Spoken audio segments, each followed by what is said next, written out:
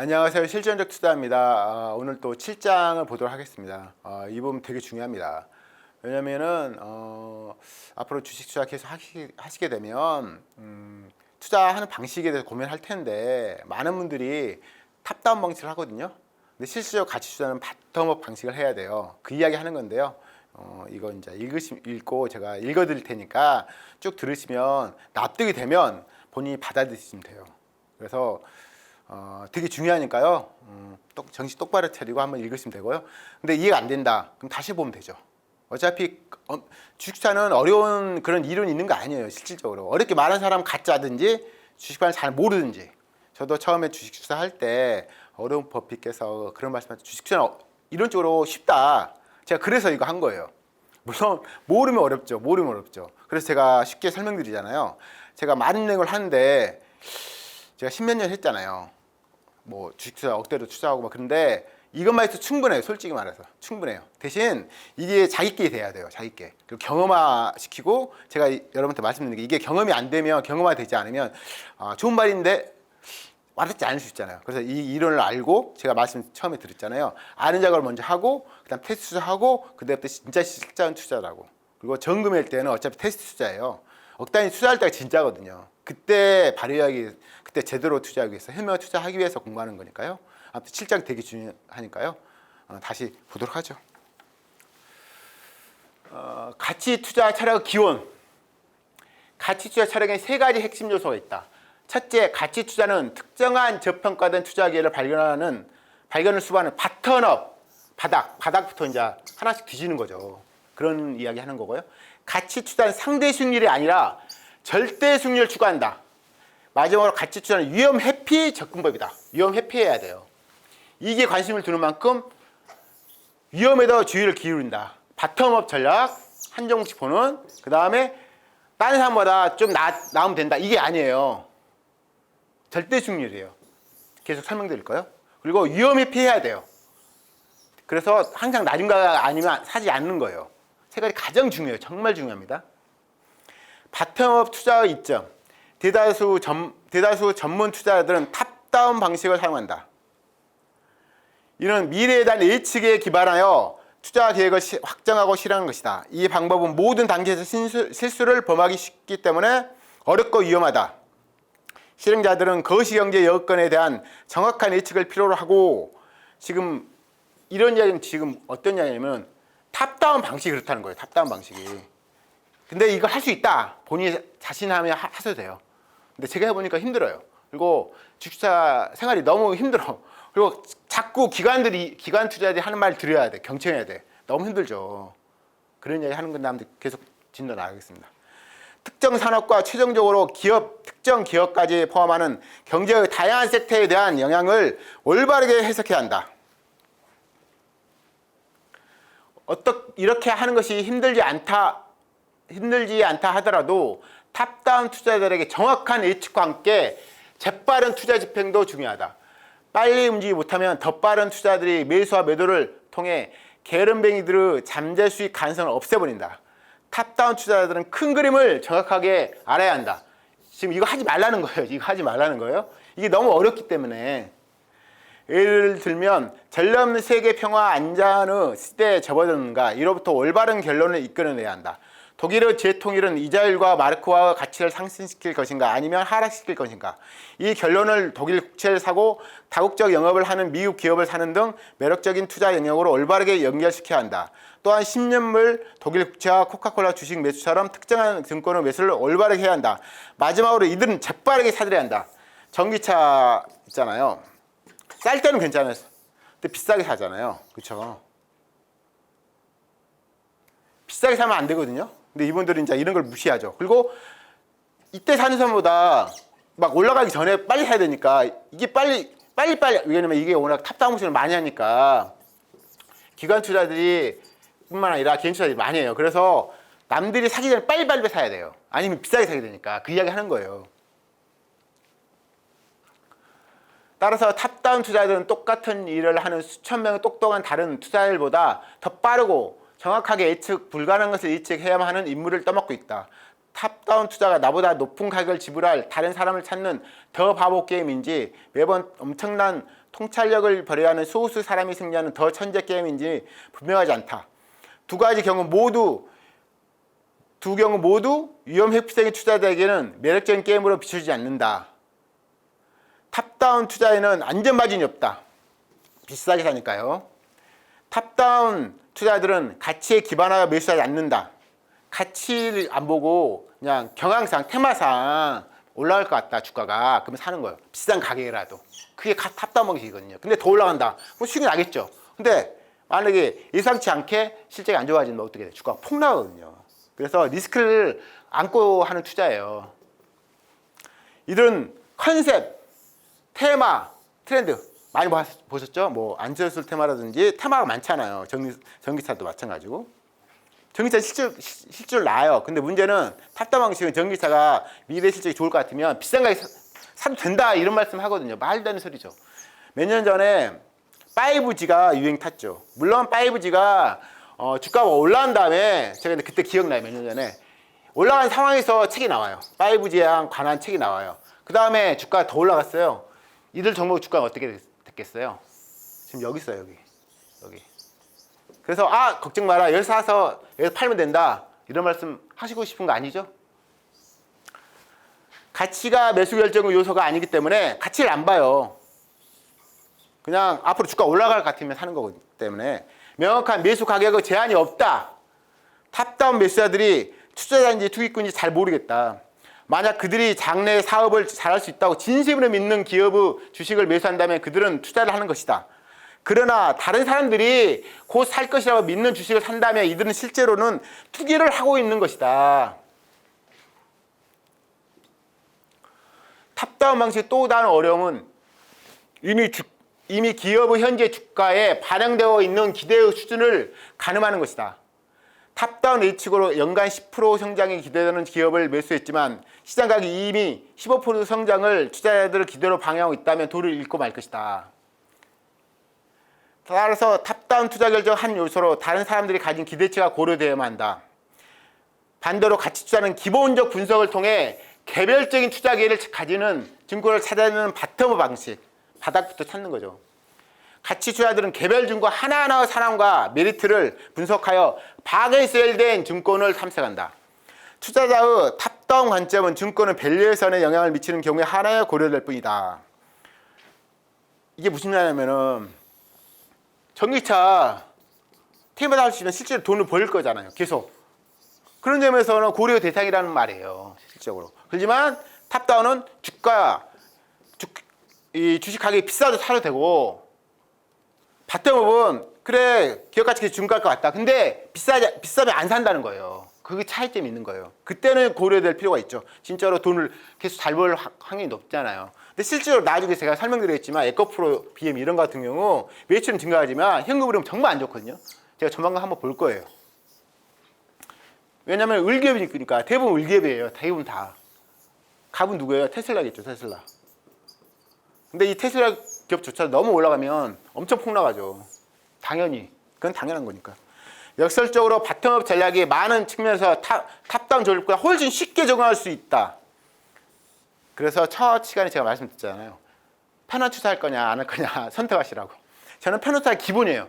편한 투자 하면서 돈 벌 수 있다. 그럼 그게 하는 게 훨씬 낫죠. 그래서 저가 매수한 다음에 해외에 가든지 그러는 거예요. 그래서 올라갈 가능성 있는 종목 사는 거예요. 낮은 가격에 사는 거죠. 그러면 잃기 쉽지 않죠. 그렇죠? 탑다운 투자는 영서적으로 여러 개의 예측을 정확하게 해야 하지만 비싼 가격에 사니까 결국 무조건 기업 가치 증가하고 그런 종목. 근데 실질적으로 안 그러잖아요. 갑자기 돌발성이 있어가지고 기업 가치가 하락할 수도 있잖아요. 그렇기 때문에 바텀을 싸게 사는 건데 중점 두는데, 이분들은 가격수를 안 보니까 비싸게 살 확률이 되게 높으니까 정확하게 예측을 해야 돼요. 근데 정확하게 예측을 못 하잖아요. 인생사가 다 그러듯이. 뭐 이자율이라든지 여러 가지 있죠. 바텀업 투자는 이러한 예측 업무에서 자유롭다. 바텀업은 예측을 많이 안 해도 돼요. 기본적으로 경제회자 보자. 경제회자는 뭐예요? 기본적으로 잘 버는 기업의 한정에서 지속 가능성을 따지잖아요. 그게 바텀업 방식인데, 탑다운은 현재 안 벌더라도 미래에 잘 벌면 된다. 그래서 비싼 게 사도 된다. 이런 거잖아요. 차이점이 그런 거예요. 전체 전략을 추격해서 말하면 싸게 사서 기다리는 것이에요. 바텀 방식. 물론 잘 보는 기업 사는 게 더 유리하겠죠. 물론 안 보는 기업조차도 너무 싸게 사면 괜찮아요. 자산가치 대비 너무 싸면. 투자자들은 증권을 살펴볼 때 바겐세일인지 알기 위해 가치를 측정하는 법을 배워야만 한다. 제가 이제 가치 뭐가 있죠? 잠깐 설명하면 뭐가 있죠? 자산 가치, 수익 가치, 그다음 미래 가치 감안해요. 그렇죠? 그렇지만 수익 가치가 가장 중요해요. 당연히 부동산이 아니니까. 바겐세일이 매수관에 들어올 때까지 경제 전체에 대한 관점이나 시장 현황이 좌우되지 않아요. 이걸 감안하지 않아요. 물론 이걸 감안할 필요가 있을 수가 있죠. 왜? 왜 그럴까요? 경제 전체 안 좋을 때는 주가 폭락하잖아요. 저희는 기업에 집중하는데 매수기에는 기업이 집중해서 잘 버는 기업 사잖아요. 근데 매수기에는 경제 전체 안 좋잖아요. 고금이 되면 어떻게 주가가 폭락이 보여요. 다 알아요. 그렇기 때문에 그때 사기 위해서 본다는 거예요. 그때만 보는 거예요. 그래서 좌우되지 않아요. 종목 살 게 뭐 장이 안 좋으면 어떤 종목 살 거 정해놨는데 바뀐다 안 그래요. 정해졌는데 경제가 안 좋으면 고금리 되면 폭락하니까 그때는 볼 필요가 있는 거죠. 그런 점에서 고려한다는 거예요. 중요하지만 크게 명확한 차이가 나지 않는 탑다운과 바텀업 방식 차이점은 현금을 가지고 가는 이유에서 나타난다. 바텀업 투자들은 매력적인 투자 기회를 살 수 없을 때 현금을 가져가고 기회가 나타나면 현금을 투자해요. 현금을 투자에 사용한다. 바텀업 투자는 분산된 매력적인 투자 포트폴리오를 구성할 수 있을 때만 모든 현금을 완전히 투자한다. 폭락장에. 평상시는 현금을 20, 30%는 가지고 와야 돼요. 그래서 폭락장에 2020년도 3월달, 2022년도 또 마찬가지고 현금이 많이 있으면 유리했을 거 아니에요. 많이 저평가 같은 거 막 살 수 있으니까요. 탑다운 투자는 바텀업 투자들이 하지 않는 마켓 타이밍을 시도한다. 마켓 타이밍이란 시장의 전체적인 방향성에 대한 고려를 내리는 것이다. 탑다운 투자들은 시장이 하락할 것이라고 생각할 때 주식을 팔아 현금 챙기고 어떻게 샀어요. 싸게 샀어. 근데 하락하잖아요. 그럼 팔아요. 더 싸게 되면 어떻게 돼요? 사면 더 좋잖아요. 그렇죠? 근데 팔아요. 떨어질 것 같으면. 이게 탑다운 방식이에요. 올라갈 것 같으면 비싸도 사고. 그래서 탑다운 투자들은 시장이 하락할 것이라고 생각할 때 주식을 팔아 현금을 챙기고 강세하게 나타나는 걸 기대한다. 쉽게 말해서 차트 매매하고 거의 비슷해요. 차트 매매하고. 올라갈 가능성이 있을 때만 사는 거죠. 대신 또 싸게도 안 사. 비싸게 사도 된다는 생각을 해요. 올라가면 되니까. 더 비싸게 사는 사람한테 팔면 되니까. 이런 마인드죠. 어리석어요. 그렇죠?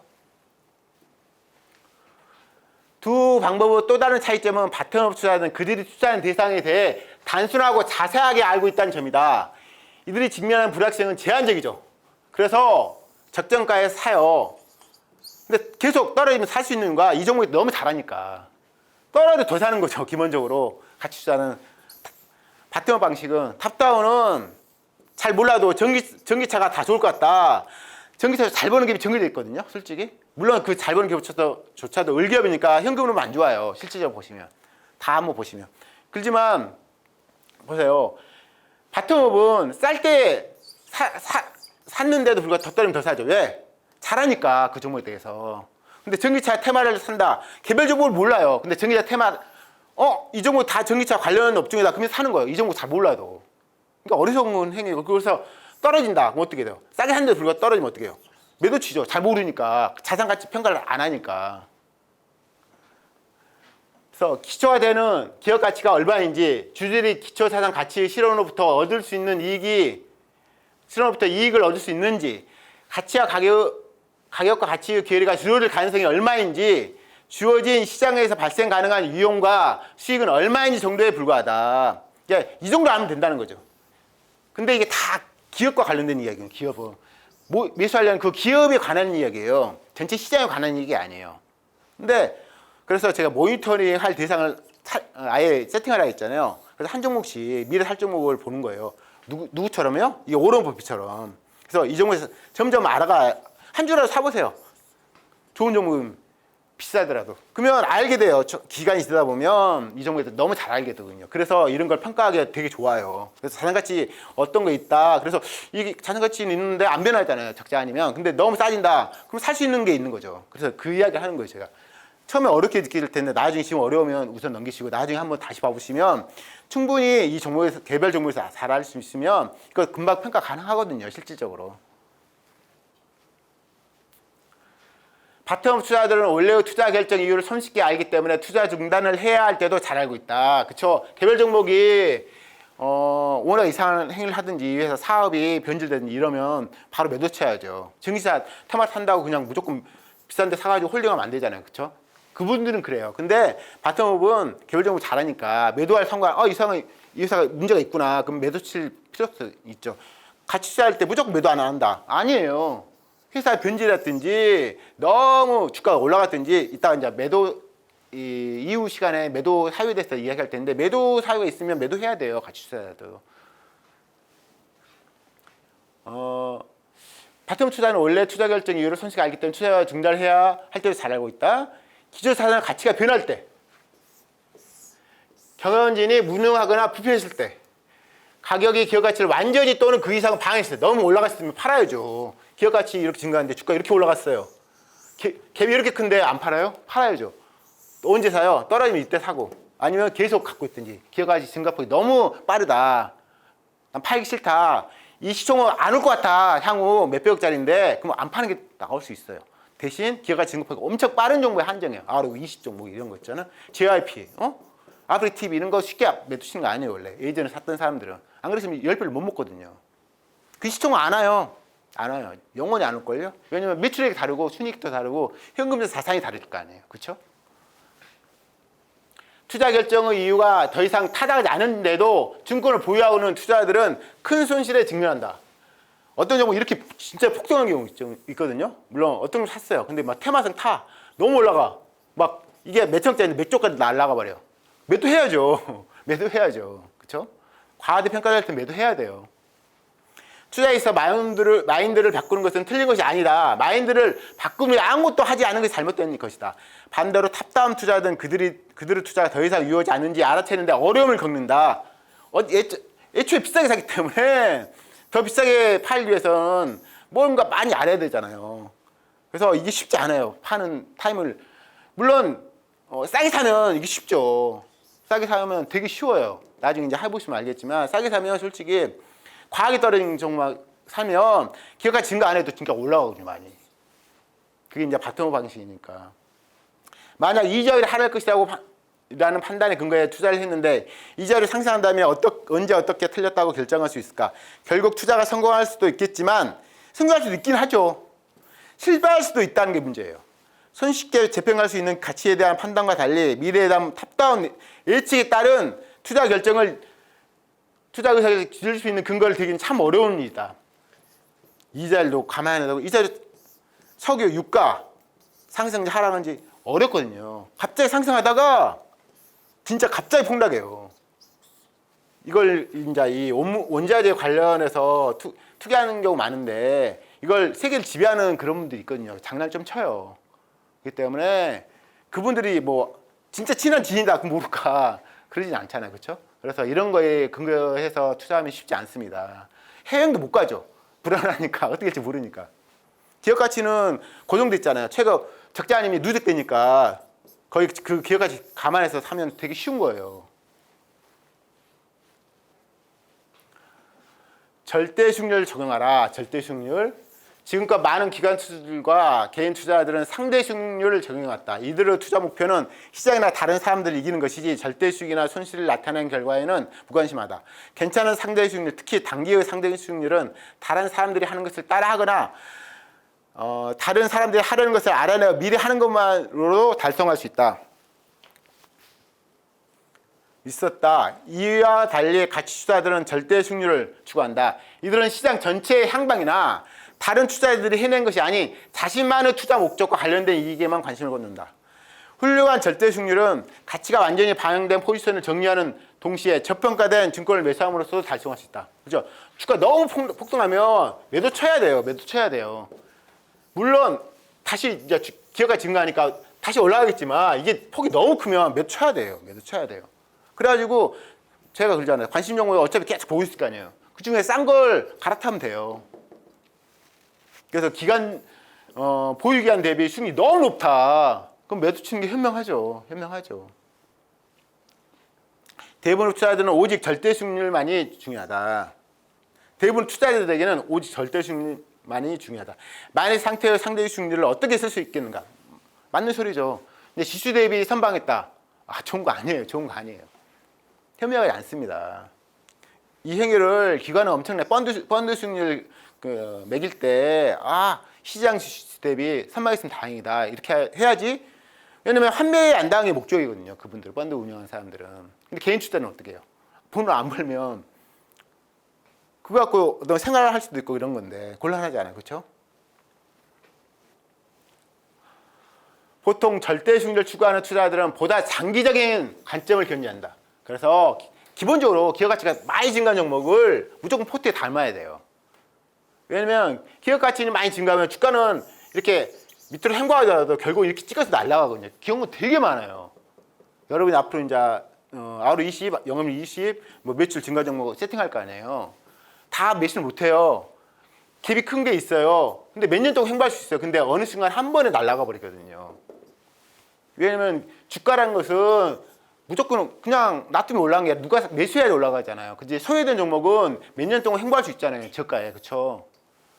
그렇지만 이걸 찾는다 누가 한 번에 올려버리죠. 기업 가치는 너무 빨리 증가하니까. 상대 수익률 추구하는 투자는 일반적으로 장기간의 시장 하의 수익률을 인내할 수도 그러기를 원하지도 않기 때문에 현행 유행을 쫓아 투자한다. 생각과 달리 그렇게 함으로써 단기 성과는 낮아진다. 상대 수익률 추구하는 투자자들은 장기적으로 확실히 매력적인 절대 수익률을 가져올 상황일지라도 단기의 시장 하의 위험을 강인해야만 한다면 이를 거들떠 보지도 않는다. 재밌죠? 왜냐면 이분들은 보통 펀드 수익률이 낮아지면 어떻게 돼요? 환매 엄청 들어오잖아요. 그래서 너무 떨어질 같이 보이잖아요? 그럼 매도 쳐버려요. 일정 지분을 그냥 매도 쳐버려요. 왜냐면 환매 안 당이 최종 목표예요. 고객들 위해서 일하지 않습니다. 그럼 말도 안 되는 소리고요. 그래서 과하게 떨어진 종목 있죠. 그때 이제 가치 투자들이 주춤하는 거죠. 주춤. 그래서 단기간에도 올라가는 경우 되게 많아요.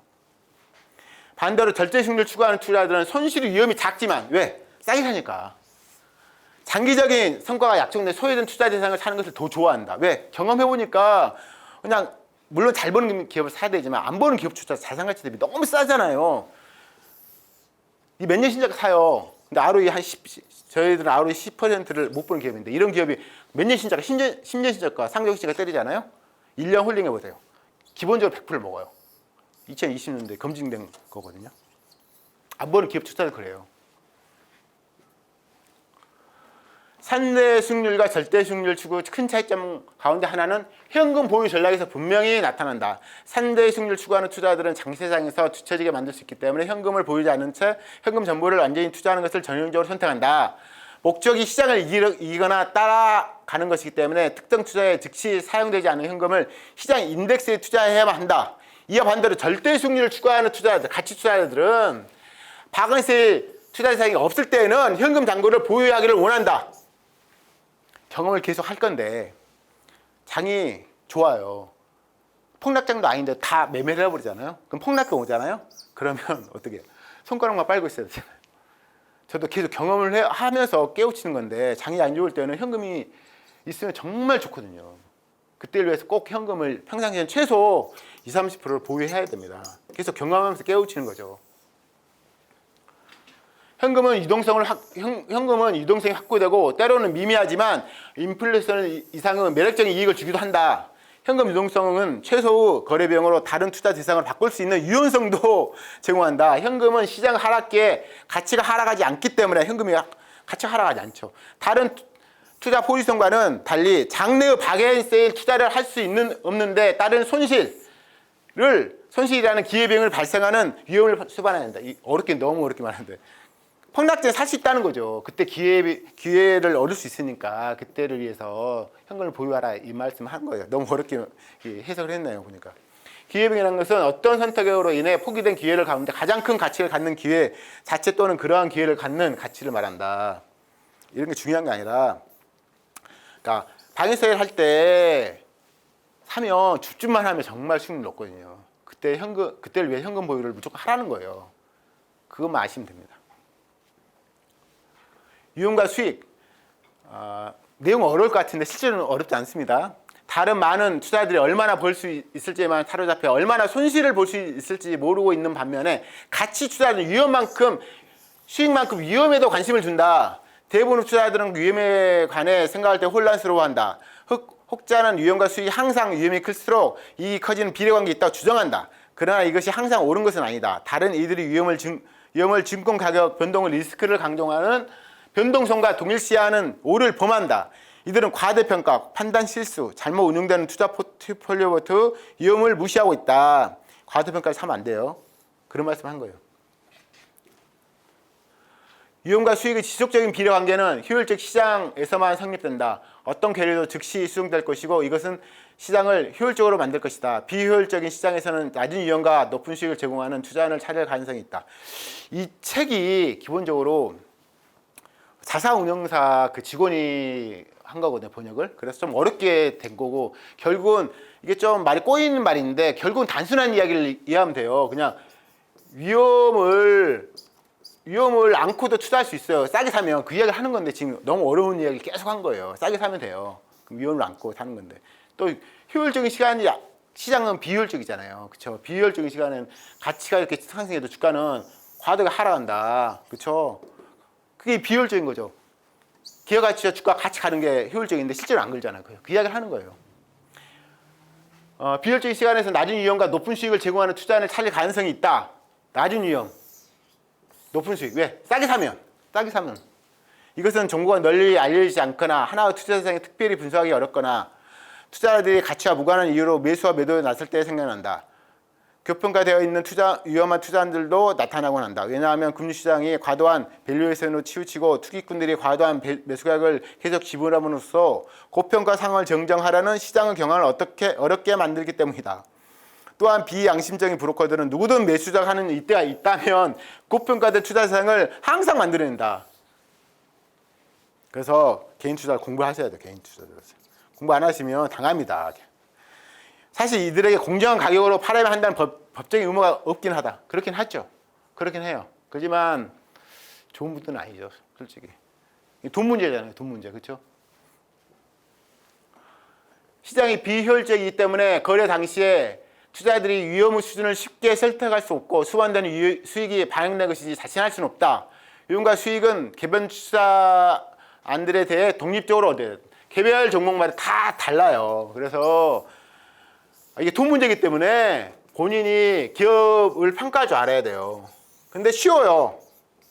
어렵게 말하는 사람도 있을 뿐이에요. 제가 쉽다는 게 아니라 오른법이 쉽대요. 그러면 쉬운 거예요. 실제로 큰 위험이 큰 수익을 보장하지 않는다. 정반대 위험은 손실을 발생시켜 수익을 갉아먹는다. 비싸게 사는 걸 말한 거예요. 투자자들이 위험이 큰 투자 대상을 외면해서 가격이 낮을 때에만 잠재 위험에 충분히 상하는 수익이 얻어진다. 낮을 때 사는 걸 말을 정말 어렵게 하네요. 그렇죠? 이건 그 자체가 수익을 증대시키진 않는다. 오직 매수 가격만이 수익을 달성할 수 있게 한다. 매수 가격. 주식사에 가장 중요한 건 매수 가격이에요. 매수 가격. 위험의 속성. 어려워 보이지만 어렵지 않습니다. 투자 대상 위험은 손실 가능성과 규모 두 가지에서. 손실 나는데 규모가 적어. 그러면 큰 손실 아니잖아요. 그 이야기 하는 거예요. 근데 많은 규모를 투자했는데 그게 손실이 발생한다면 손실이 더 커지잖아요. 이게 좀 어려운 이야기 말하는 건데 너무 어렵게 받아들이지 마시고요. 기대와 정반대의 결과 가능성을 뜻하는 투자 대상의 위험은 부분적으로 그 자체의 속성, 기업 자체에서 속성이 나타나죠. 안 벌는 기업을 사면, 적지 않은 기업을 사면 결국 주가가 떨어진다. 그 이야기 하는 건데 너무 어렵게 말한 거예요, 지금. 유틸리티 장비를 사용하는데 구매하는 사용된 1달러보다는 바이오 기술 연구에 사용된 1달러가 더 위험하다. 바이오 기술 연구 투자는 손실 가능성이 더 크고 투자 자체가 문제에 빠질 소지가 있다. 그러나 금융시장에서는 시장성이 있는 증권과 해당 기업 가치의 연계성이 명쾌한 것만은 아니다. 시장성 있는 증권에 투자한 투자들에게 있어 다양한 결과에서 파생되는 이익이나 손실이 모두 해당 기업으로부터 발생되지 않는다. 그러니까 이게 뭐냐면 기업이 애초에 문제 있는 기업을 사면 손실 보겠죠. 근데 그것만 의해서 투자자들 손실이 발생하지 않는단 말 하는 거예요. 이것은 또한 시장에서 결정되는 지불당 가격. 그쵸? 좋은 기업인데 비싸게 사면 투자자들이 손실 볼 수 있잖아요. 그 이야기 하는 거예요. 위험이 투자자의 속성과 시장 가격 모두에 종속된 관점이라는 것은 다음에 살펴본 배타적인 게 맞습니다. 그렇죠. 시장인 것은 이 기업 어떤 기업이 사는에 따라 다를 수익이 높을 수 있고, 근데 그 기업조차도 시장 가격을 감안하지 않으면 큰일 난다, 그 이야기 하는 겁니다. 베타에게는 좀 가격 변동성이 가격이 싸져도 이 변동이 너무 크면 리스크가 있다는 말 하는 거거든요. 뒤에 말할 말이지만 제가 미리 말씀드리면 베타라는 것은 오른 데 크든지 내리는 데 크든지 변동성이 크면 리스크가 있다는 거예요. 말도 안 되는 소리죠. 말도 안 되는 소리예요. 그렇지만 그런 얘기 앞으로 많이 들으실 거예요. 대가들은 베타 이런 거 보는 거 아니에요 라고 말씀하거든요. 증권 분석가들은 투자 대상 위험과 수익을 정확하게 결정하려고 하지만 이것은 성과를 통해서만 정당화될 수 있다. 대부분 투자안에 있어서 이익의 크기는 만기나 매도 이후에만 알려진다. 예를 들어 1년 만기 6% 미 재무부 단기 채권이 1년 후에 6% 이자를 준다는 것처럼 가장 안정한 투자만이 매수 시점에서 수익을 알 수 있을 뿐이다. 더 위험한 투자하는 결과는 수익이 계산되고 난 후에 알려질 수밖에 없다. 예컨대 당신이 클라이슬러 주식 100주를 산다면 수익이 전적으로 매도 시점에서 거래가격에 의해 결정된다. 그 이후에나 수익이 계산될 수 있다. 그러나 수익과 달리 위험은 투자 마지막 시점에 확정되는 것도 아니고 시작 시점에 알 수 있는 것도 아니다. 위험이 하나 숫자로 쉽게 묘사할 수는 없다. 우리는 개별 투자마다 위험 수준이 다른 것을 직관적으로 알고 있다. 개별 투자마다 다 달라요. 그래서 종목을 분석을 할 줄 모르면 투자하면 안 돼요. 여기 지금 어려운 말 하는데 제가 나중에 설명드릴게요.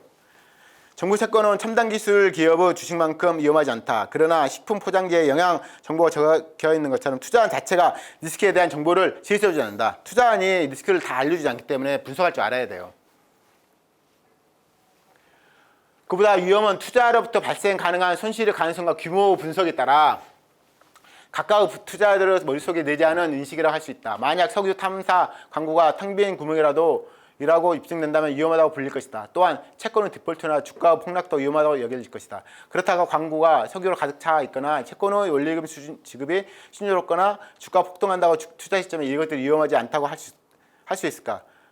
절대로 아니다. 요점은 대기업에 투자하는 위험은 결과가 나온 후에도 투자 시작 시점만큼 위험해서 알 수 없다. 위험은 잘 몰라요. 결국 잘 모른다. 결국 어떻게 알아?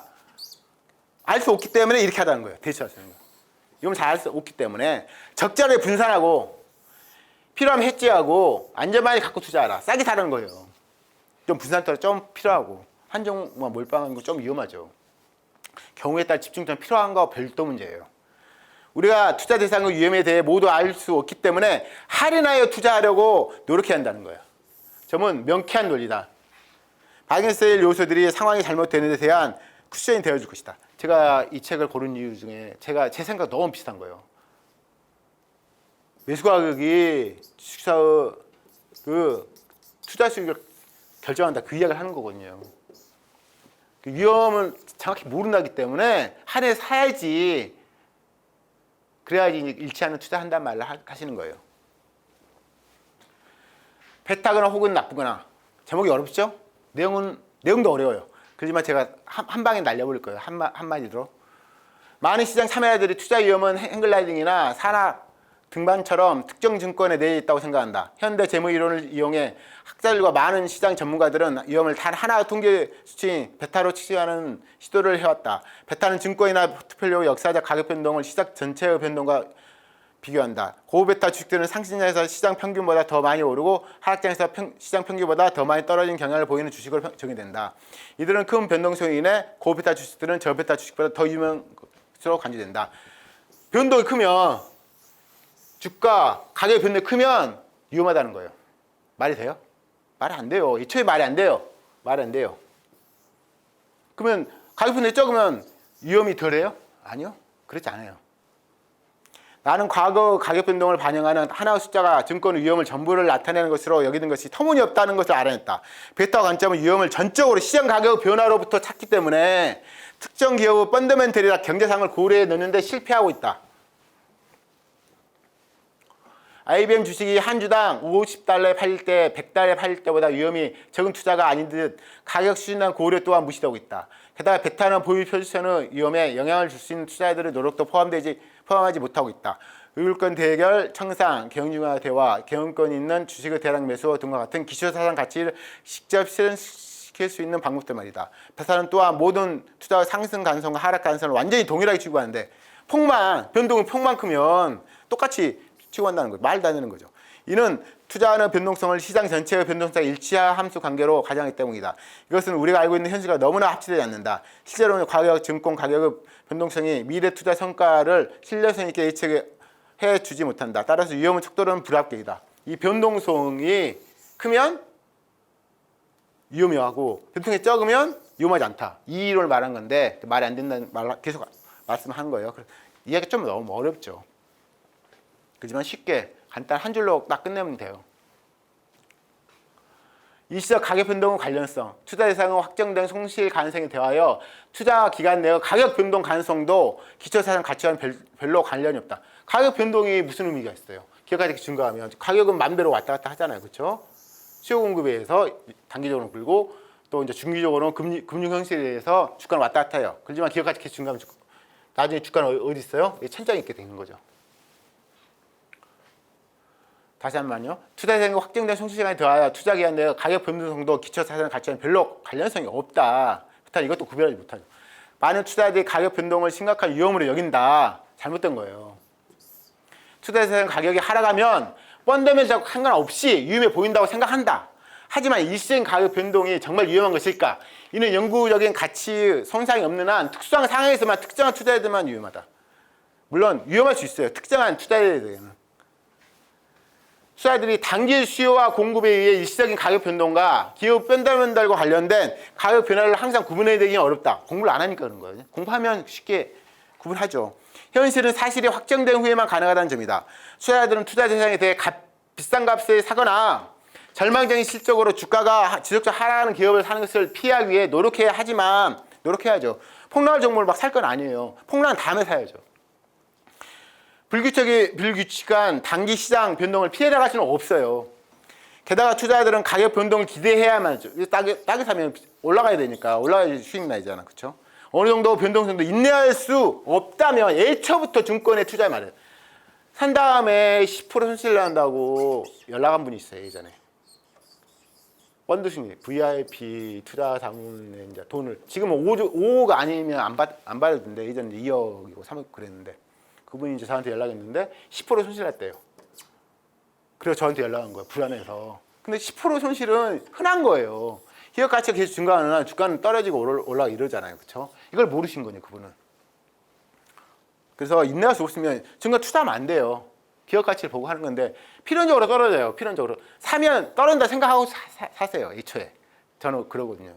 그래서 이제 추가적 매수하기 주가 더 떨어지면 분할 매수하기 위해서 더 많은 돈을 남겨두죠. 싸게 사도 그래요. 당신이 할인된 가격에 좋은 기업 가치를 판다면 단기 가격 변동이 문제가 되는가? 안 된다는 건데 장기적으로 볼 때 별 문제가 안 될 것이다.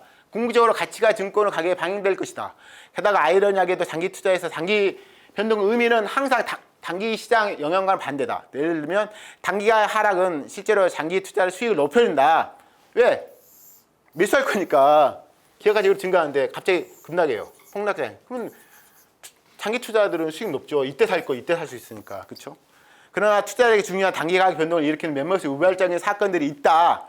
단기 변동이 있는 그걸 좀 알 필요는 있죠. 알면 좀 도움이 되니까. 수수료 팔아야 하는 증권 보유자들은 시장 가격에 좌우된다. 그렇죠? 3개월 만에 현금화할 그런 돈 가지고 매수를 해보면 어떻게 해요? 갑자기 폭 나가면 현금화 해야 되잖아. 그때 이제 줍줍하죠. 가치 투자자들은. 성공적인 투자자들의 비밀은 그들이 팔아야 할 때가 아니라 팔고 싶을 때 어쩔 수 없이 팔할 때가 팔면 안 돼요. 언제 올라갈지 모르잖아요, 솔직히. 올라갈 때 급락하면 어떡할 거야. 그쵸? 그래서 자기가 팔고 싶을 때 팔아려면 어떻게 해요? 여유자금 갖고 사야 돼요. 여유자금 갖고. 그래야지 폭락장을 버텨나갈 수 있거든요. 팔아야 하는 필요성이 있는 투자자들은 이 미재무 채권 이외에 시장성 증권을 보유해서 안 된다. 그래, 미재무 채권이 안정성 있다 그러잖아요. 이런 걸 투자해야 돼요. 그런 분들은. 문제가 있는 회사에 투자한 투자자들에게도 단기 증권 가격은 중요하다. 기업이 살아남기 위해 추가적인 자본을 조달해야 한다면 증권 투자자들의 운명은 적어도 부분적으로 주식과 채권은 시장 가격에 의해서 결정된다. 그렇죠? 문제 있는 기업 투자하면 이런 상황이 벌어져요. 유상증자 하고 그러면 어떻게 주가 폭락하죠, 기본적으로. 문제 있는 기업 애초에 사면 안 돼. 적자기업 사는 거 아니에요. 저 사본 적 거의 없는데 안 보는 기업도 사는 거 아니에요. 근데 자산가치 너무 싸면 현금성 자산 대비 시총이 적을 때는 살만하죠. 그것도 10년 신고가 이런 걸 보네요. 근데 그런 거 아니면, 왜냐면 홀딩한 기간 동안 기업가치 증가 안 하잖아요. 엄청 짜증나거든요. 홀딩한 기간 동안 기업가치가 30% 증가가 있고 20% 증가가 있고 10% 증가한 게 있어요. 어떤 거 사고 갖고 싶으세요? 폭락한 기간은 다 폭락하는데. 장기 투자자들이 단기 가격 변동에 관심을 보이는 세 번째 이유는 미스터박스 아주 매력적인 매수배에도 가격을 만들어준다는 거예요. 과하게 떨어지고 과하게 올라간다는 거죠. 과하게 떨어져 사고 과하게 올라가면 판다. 그 이야기죠. 현금을 보유하고 있다면 그러한 기회를 활용할 수 있다. 당신이 모든 현금을 투자해 버렸다면 시장이 하락할 때 낮아진 가격으로 매수함으로 얻을 수 있는 이익을 누리지 못할 것이다. 정말 중요하죠? 그렇죠. 정말 중요하죠. 이것은 선행하여 반드시 나타나는 기회비용을 만들어낸다. 당신의 포지션이 비유동적이거나 시장성 없는 것이라면 기회비용은 더 커질 것이다. 비유동성은 더 큰 바이셀러의 포지션 전환을 방해한다. 어렵죠? 어려움 넘기면 돼요, 무조건. 투자자들에게 기회비용을 발생시킬지 여부를 결정짓는 가장 중요한 요소는 포트폴리오에 현금이 있는지 여부다.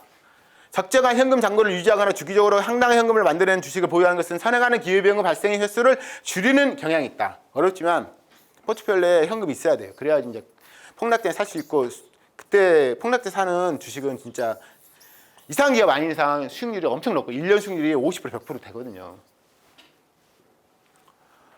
투자자들은 현금 위에서 현금 유출 뺀 값을 정의되는 포트폴리오 현금 흐름, 특정 종류 투자를 다른 투자마다 이게 조금 책이 좀 내용이 어려워서 그냥 제가 적어놓은 건데 모르셔도 돼요. 듀레이션이 긴 증권들보다 듀레이션이 짧은 증권들이 포트폴리오의 현금 흐름을 더 잘 창출해낸다. 포트폴리오 현금 흐름은 기초자산 가치를 부분적으로 또는 완전히 실현시키는 청매를 가진 증권들에 의해서 창출된다. 어려운 내용 무조건 넘겨도 돼요. 상관없어요. 나중에 레벨업 되잖아요. 그럼 이런 것도 볼 필요는 지금은 이제 지금 주린이 강의 시간이니까 그냥 넘기셔도 됩니다. 그렇지만 들어오는 다 이렇게 넘길 거 아니죠. 그냥 들어온 내용은 받아들여야죠. 그렇죠? 영속 기업에 대한 주식 투자는 전형적으로 배당의 지급을 통해 최소한의 현금을 준다.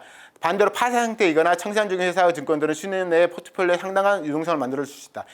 아비트리지 투자자들은 전형적으로 매우 짧은 투자 기간을 지니고 종종 현금, 유동성 증권 등 몇 주나 몇 달 내에 돌려준다. 아비트리지 상황, 파산 기업 청산의 투자에 따른 추가적인 매력은 초기 투자 현금으로 돌릴 뿐 아니라 이익도 줄 수 있다. 주로 노란색 별표 친 거 위로 우선 보시면 됩니다. 그걸로 족하고요.